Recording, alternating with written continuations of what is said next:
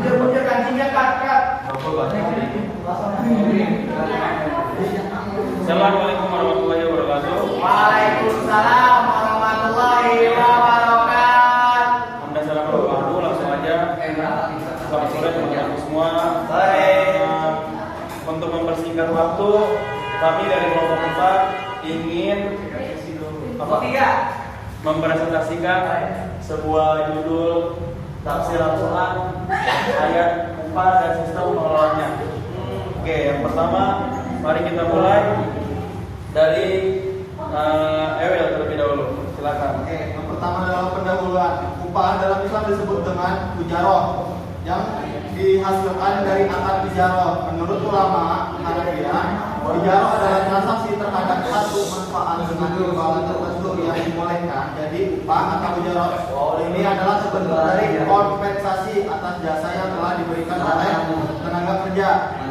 Muamalah dalam Islam mengharuskan adanya kejelasan dalam segala bentuk transaksi atau akad. Begitu pula dengan yang terjadi antara mustajir dan ajir, baik terkait dengan pekerjaan yang diterbitkan. Pengusaha yang akan memperkerjakan harus lebih dahulu menjelaskan segala terkait dengan pekerjaan yang akan dilaksanakan, baik itu waktu, jenis pekerjaan, dan upah kerja. Selain menjadi market wage dan value of marginal product of labor, sebagai pijakan dalam menentukan upah kerja. Islam juga menggariskan bahwa upah yang ditetapkan harus mampu memenuhi kebutuhan pokok meliputi sandang, pangan, dan papan, pendidikan serta kesehatan para pekerja dan keluarga secara layak. Sistem upah Islam menghendaki agar pekerjaan mendapat upah yang layak tanpa melanggar hak pengusaha yang sah, dan sebaliknya pengusaha tidak diperbolehkan atau sewenang-wenangnya menghilangkan bagian hak dari pekerja yang sah. Islam tidak memberikan batasan tertentu tentang upah kerja, dan itu berarti bahwa masalah ini tidak menjadi fokus pembahasan, sebab kuantitas upah menjadi kesepakatan oleh setiap pihak yang terlibat, baik pengusaha dan pekerja dan barangkali negara. Islam menekankan nilai-nilai etis berupa keadilan, kebaikan, dan rasa kasih sayang dalam semua hubungan kemanusiaan. Ayat tentang upah yaitu Quran surat At-Taubah ayat 105.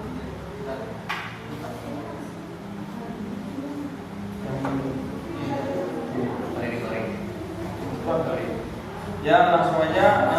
Ayat tentang upah itu ada dari surat At-Taubah ayat 105 yang berbunyi Bismillahirrahmanirrahim. Wa qul ya'lamu sayyidullah aqalukum wa rasulul mu'minun wa saturadduna ila alimil wa syahadah wa nabiyukum bima kuntum ta'malun. Yang berarti itu katakanlah wahai Muhammad, bekerjalah, maka Allah, Rasulnya dan orang-orang mukmin akan melihat pekerjaanmu. Kamu akan dikembalikan pada Zat yang mengetahui yang gaib dan yang nyata. Lalu Dia akan memberikan kepada kamu apa yang selama ini kamu kerjakan. Lalu ada juga ayat yang menerangkan ini, surat At-Talaq ayat 6. Bismillahirrahmanirrahim. Askinuhunna min haitsu sakantum min wujudikum wa la tudurruhunna litudayyiqu 'alayhinna. Wa in kunna ulati hamli fa'fiqu 'alayhinna hatta yad'ana hamlunna. Fa in arda'na lakum fa'atuhunna ujurahunna. Wa tamiru bainakum bima'ruf wa in ta'asartum fasaturdi 'ala ukhra. Yang artinya tempatkanlah mereka di mana kamu bertempat, tinggal menurut kemampuanmu, dan janganlah kamu menyusahkan mereka untuk menyempitkan mereka. Jika mereka itu sedang hamil, maka berikanlah kepada mereka nafkahnya sampai mereka melahirkan. Kemudian jika mereka menyusukan, maka berikanlah imbalannya kepada mereka, dan musyawarahkanlah di antara kamu dengan baik, dan jika kamu sama-sama menemani kesulitan. Dan ada lagi, itu surat Al-Qasas ayat 26 yang berbunyi qalat ihdahuma ya bati istajir inna khairan man istajartal qawiyyul amin. Salah seorang dari kedua itu berkata, wahai ayahku, pekerjakanlah dia, sesungguhnya sebaik-baik orang yang kau pekerjakan adalah orang yang kuat lagi dapat dipercaya. Dan yang terakhir itu ada di surat Al-Baqarah ayat 233 yang berbunyi, wal walidatu yurdi'na auladahunna hawlayn kamilayn liman arada an yutimma ridha'ah walal mar'i lahu warzuqhunna wa kiswatuhunna bil ma'ruf la tukallafu nafsun illa wus'aha la tudarra walidatu yudawliha wa la mawluduha biwalidayhi wa 'alal waris misal dzalik fa in arada fisalan an taradi minhuma wa tashawuri wa la junaha 'alayhima wa in aradtum an tastardi'u auladakum fala junaha 'alaykum idza satamtum ma ataytum bil ma'ruf wattaqullaha wa'lamu anna Allaha bima ta'maluna basir. Yang artinya ibu-ibu hendaklah menyusui anaknya selama 2 tahun penuh bagi yang ingin menyempurnakan penyusuannya. Kewajiban ayah menanggung makan dan pakaian mereka dengan cara yang patut. Seorang tidak dibebani kecuali seorang dengan kemampuannya. Janganlah seorang ibu dibuat menderita karena anaknya, dan jangan pula ayahnya dibuat menderita karena anaknya. Ahli waris pun seperti itu pula apabila keduanya ingin menyapih. Berdasarkan persetujuan dan musyawarah antara keduanya tidak ada dosa atas keduanya. Apabila kamu ingin menyusukan anakmu, tidak ada dosa bagimu jika kamu memberi pembiaran dengan cara yang patut. Bertakwalah kepada Allah dan ketahuilah bahwa sesungguhnya Allah Maha melihat apa yang kamu kerjakan. Subhanallahul azim. Dan langsung aja kita lanjutkan kepada teman kita yaitu Ananda Diva.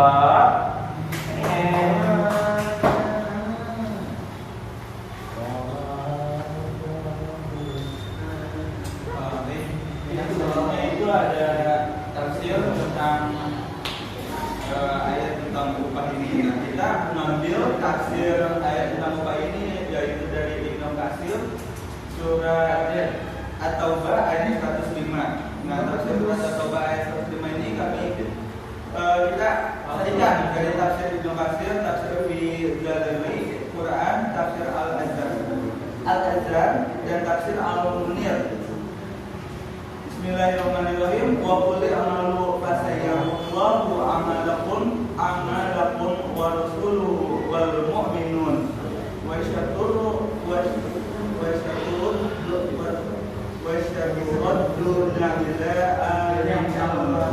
wa shahadati fa innakum bima kuntum ta'malun. Bekerjalah kamu, maka Allah dan Rasulnya serta orang-orang mukmin akan melihat pekerjaanmu itu, dan kamu akan dikembalikan kepada Allah yang mengetahui akan yang gaib dan yang nyata.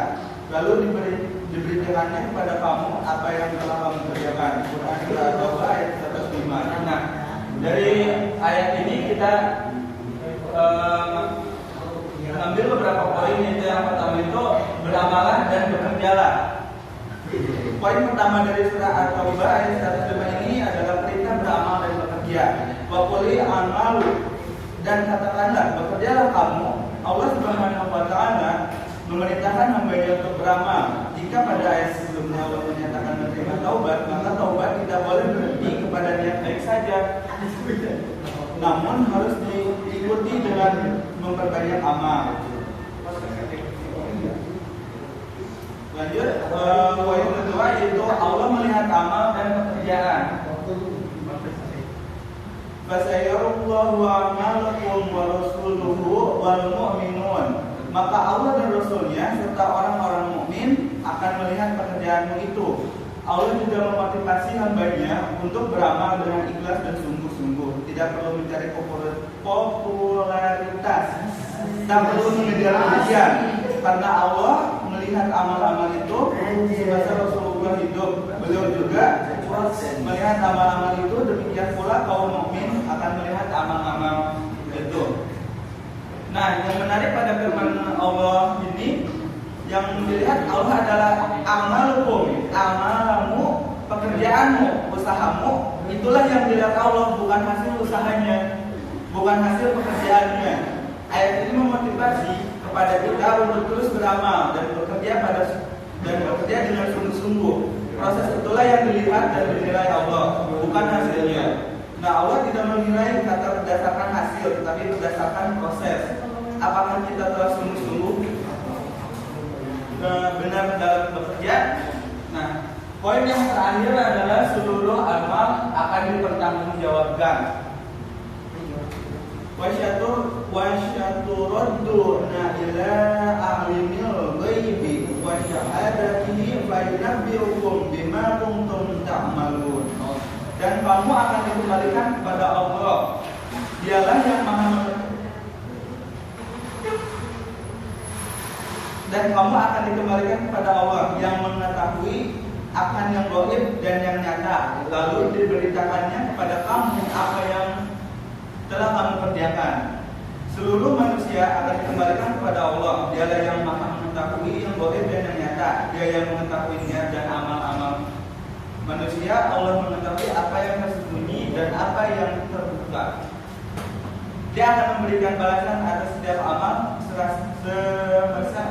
serahasia apapun amal itu, sebagaimana firman-Nya dalam surat Al-Luqman ayat 16 yang artinya, hai anakku, sesungguhnya jika ada sesuatu perbuatan seberat biji sawi dan berada dalam batu atau di langit atau di dalam bumi, niscaya Allah akan mendatangkan atau membalasnya. Sesungguhnya Allah Maha Halus lagi Maha mengetahui. Quran surah Al-Luqman ayat 16. Mungkin itu saja tafsir pada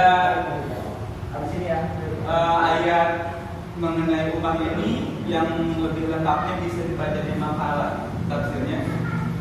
Ya, saya kembalikan kepada moderator. Jangan lupa dihafalkan, sama jangan lupa pasangkan di teks. Ya, mungkin hanya ini saja yang bisa kami sampaikan. Mohon maaf jika ada kata salah.